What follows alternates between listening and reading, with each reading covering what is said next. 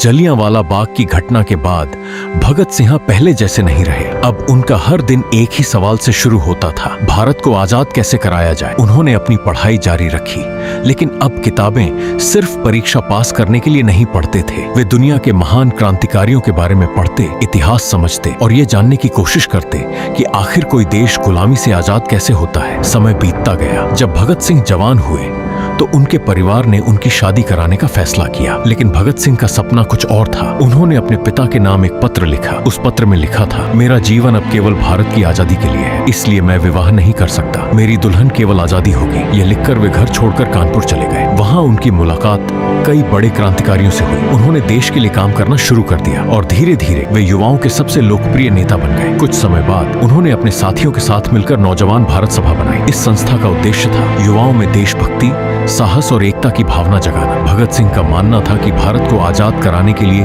केवल गुस्सा नहीं, बल्कि शिक्षा, अनुशासन और मजबूत विचार भी जरूरी है। इसी बीच 1928 में अंग्रेज सरकार ने भारत में साइमन कमीशन भेजा। सबसे बड़ी बात यह थी कि इस आयोग में एक भी भारतीय सदस्य नहीं था। पूरे देश में इसका विरोध शुरू हो गया। हर जगह एक ही नारा गूंज रहा था, साइमन गो बैक। लाहौर में इस विरोध प्रदर्शन का नेतृत्व महान नेता लाला लाजपत राय कर रहे थे। हजारों लोग शांतिपूर्वक मार्च कर रहे थे, लेकिन अंग्रेज पुलिस ने प्रदर्शनकारियों पर बेरहमी से लाठीचार्ज कर दिया। लाला लाजपत राय गंभीर रूप से घायल हो गए। कुछ दिनों बाद उनकी मृत्यु हो गई। ये खबर सुनते ही भगत सिंह का दिल टूट गया। उन्होंने कहा, लाला जी की मौत का बदला जरूर लिया जाएगा। भगत सिंह, राजगुरु, सुखदेव और उनके साथियों ने अंग्रेज अधिकारी स्कॉट को सजा देने की योजना बनाई, लेकिन पहचान की गलती से पुलिस अधिकारी जॉन सॉन्डर्स निशाना बन गया। सॉन्डर्स की मृत्यु के बाद पूरे अंग्रेजी शासन में हड़कंप मच गया। हर जगह भगत सिंह की तलाश शुरू हो गई। उन्हें पकड़ने के लिए बड़े बड़े इनाम घोषित किए गए, लेकिन भगत सिंह ने अपनी दाढ़ी और बाल कटवा लिए, अपना रूप बदल लिया और पुलिस की आंखों के सामने से सुरक्षित निकल गए। अब अंग्रेज सरकार समझ चुकी थी कि यह नौजवान केवल बहादुर ही नहीं, बल्कि बेहद बुद्धिमान भी है। लेकिन भगत सिंह जानते थे, असली लड़ाई अभी बाकी थी।